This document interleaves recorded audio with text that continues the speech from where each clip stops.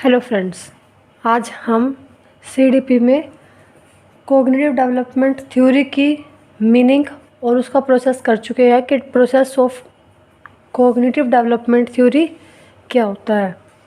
उसमें हमने schema, accommodation, assimilation, equilibration discuss किया था, तो आप पहले वाली वीडियो जाकर देखें। आज हम डिस्कस करेंगे कि कॉग्निटिव डेवलपमेंट थ्योरी की स्टेजेस कौन कौन सी है। 4 स्टेजेस हैं कॉग्निटिव डेवलपमेंट थ्योरी की, और ये चारों स्टेजेस अपने आप में मोस्ट इम्पॉर्टेंट टॉपिक है। इन चारों स्टेजेस में से एक क्वेश्चन पक्का बनता है। तो फर्स्ट स्टेज है सेंसरी मोटर स्टेज।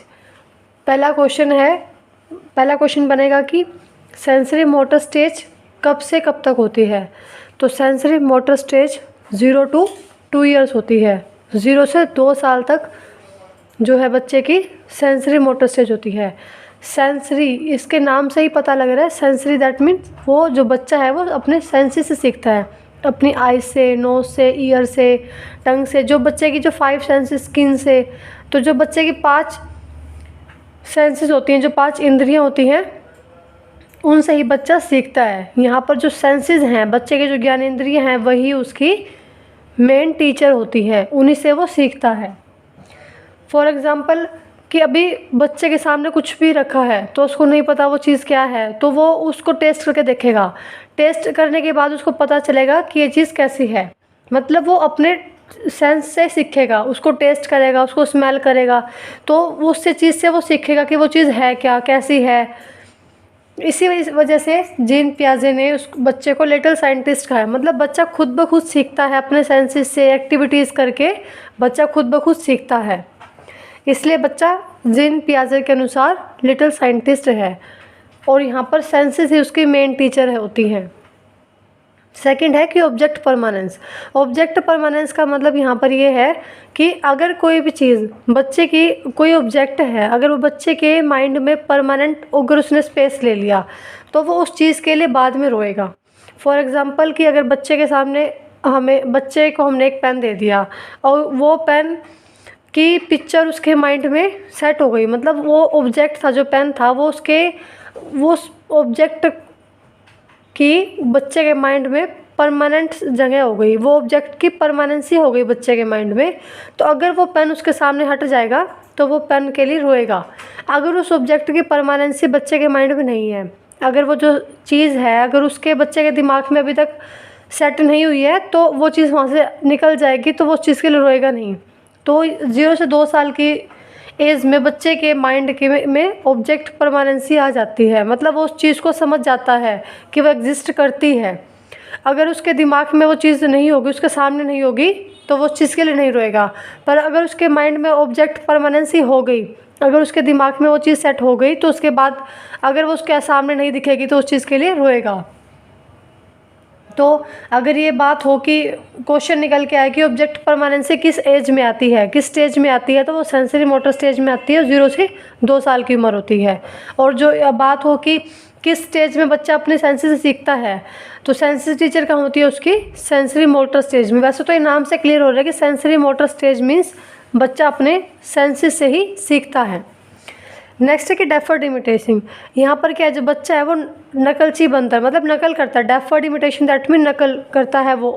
जो अगर जैसे अब क्या होता है कि अगर कोई पेरेंट्स हाथ जोड़ रहे तो बच्चे भी उसको देख के हाथ जोड़ेंगे। अगर कोई पेरेंट्स ताली बजा रहे तो बच्चे भी उसको देख के ताली बजाएंगे। मतलब सेम टू सेम नकल करेगा बच्चा अपने पेरेंट्स की, या फिर जो भी उसके सामने चीज़ की जा रही होगी वो उसी चीज़ की नकल कर लेगा।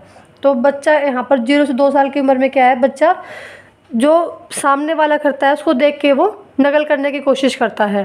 तो यह सेंसरी मोटर स्टेज में बच्चा नकल करता है। यहाँ पर डेफर्ड इमिटेटिंग होती है, मतलब नकल करता है बच्चा। नेक्स्ट है गोल डायरेक्टेड बिहेवियर। बच्चे का जो गोल है वो, मतलब गोल डायरेक्टेड बिहेवियर होता है। यहाँ पर अगर हम उसको कुछ कह रहे हैं तो उस चीज़ को उद्देश्य बना लेता है, मतलब उसका उद्देश्य संबंधित व्यवहार होता है। यहाँ पर आगे है out of sight out of mind. ये जो है हमारा ऑब्जेक्ट परमानेंसी से ही रिलेटेड है। आउट ऑफ साइट मतलब अब अगर उसके सामने कोई चीज़ होगी नहीं, अगर वो आउट ऑफ साइट, अगर वो नहीं दिख रही है तो वो आउट ऑफ माइंड है, मतलब उसके माइंड में भी नहीं है। पर अगर उस चीज़ के ऑब्जेक्ट की परमानेंसी उसके माइंड में हो गई, तो अगर वो आउट ऑफ साइट भी होगा, अगर उसके आउट ऑफ साइट बेशक हो, पर अगर उसके माइंड में सेट हो गया तो वो उस चीज़ के लिए बाद में रोएगा। पर अगर आउट ऑफ साइट है, अगर उसके परमानेंसी अभी तक नहीं हुई है, तो अगर वो आउट ऑफ साइट है तो उसका आउट ऑफ माइंड भी है, तो इसका मतलब वो उस चीज़ के लिए नहीं रोएगा। जब वो कोई भी चीज़ उसके सामने भी नहीं है, उसके माइंड में भी नहीं है, तो वो उस चीज़ के लिए नहीं रोएगा। अब हमने उसको एक पेन दिया, वो पेन हमने उससे लेते ही वापस देते ही उसको वापस ले लिया, तो वापस लेते ही क्या, ना तो वो उसके आउट ऑफ साइट है, ना तो उसको दिख रही है, और ना अभी तक उसके माइंड में वो पेन की इमेज सेट हुई है। तो वो उस चीज़ के, अगर हमने उससे वो पेन ले लेंगे तो वो उस चीज़ के लिए बाद में रोएगा नहीं। तो ये हमारी सेंसरी मोटर स्टेज, जिसमें मेन पॉइंट क्या है कि बच्चा अपने सेंसी से सीखता है, बच्चा डेफर्ड इमिटेटिंग दैट मीन नकल करता है, और बच्चे के माइंड में ऑब्जेक्ट परमानेंसी हो जाती है। सेकेंड स्टेज है इसकी प्री ऑपरेशनल स्टेज।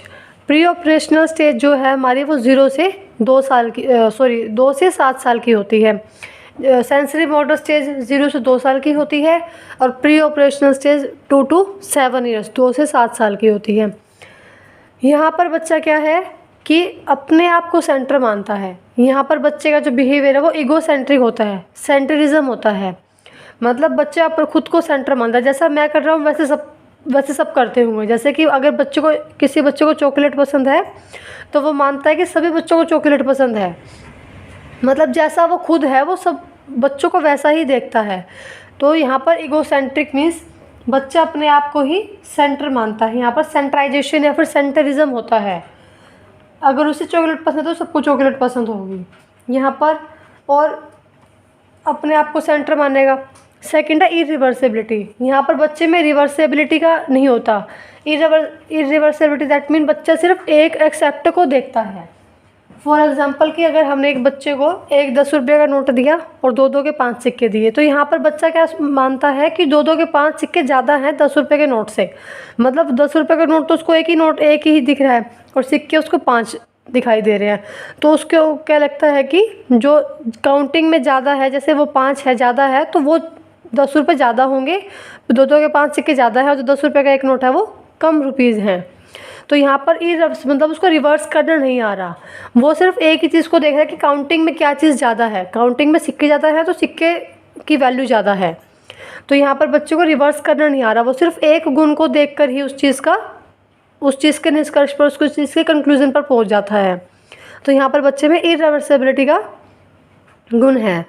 नेक्स्ट है एनिमिज्म। एनिमिज्म मतलब कि यहाँ पर जैसे एनिमेशन होता है, वो कोई भी चीज़ निर्जीव है, वो उस निर्जीव चीज़ को भी सजीव मानेगा।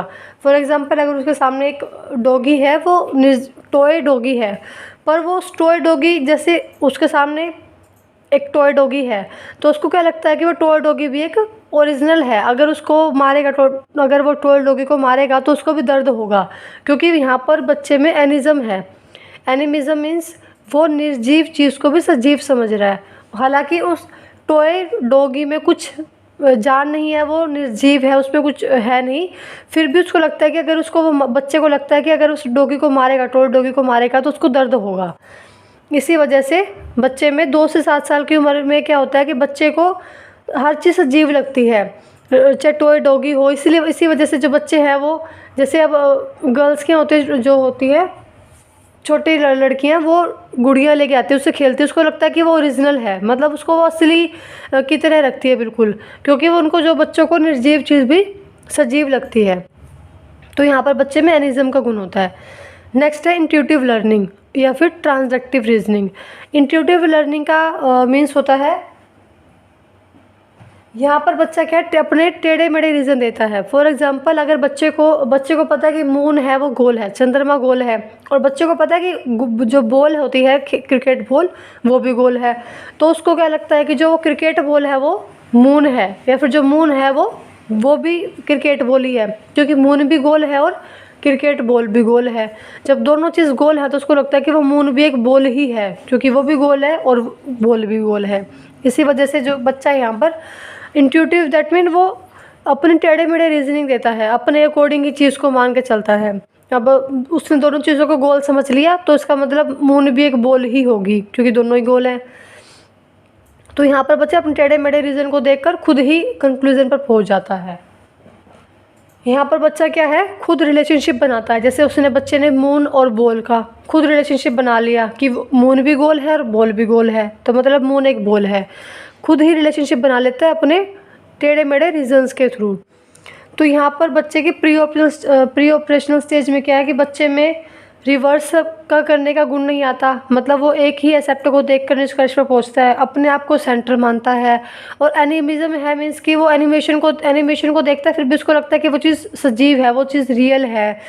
टॉय डॉगी को देखकर उसको लगा कि ये चीज़ ओरिजिनल है, टॉय डॉगी सही है, मतलब उसको मारेगा तो उसको भी दर्द होगा। तो यहाँ पर बच्चे में एनिज्म होती है।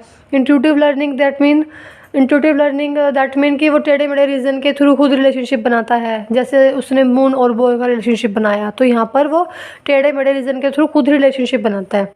तो 2 से 7 साल की उम्र में बच्चे के अंदर लॉजिक नहीं आता, वो अपने खुद ही टेढ़े मेढ़े लॉजिक लगा के कंक्लूज़न निकालता है। तो यहाँ पर बच्चे में लॉजिक की कमी होती है। तो ये थी हमारी 2 स्टेजेस। नेक्स्ट 2 स्टेज हम अगली वीडियो में डिस्कस करेंगे। तो अगर आपको इस दोनों स्टेजेस में कुछ समझ नहीं आया तो आप हमें कमेंट में बताएं, और फिर भी अगर आपको कोई कमी लग रही है तो आप हमें कमेंट में बताएं।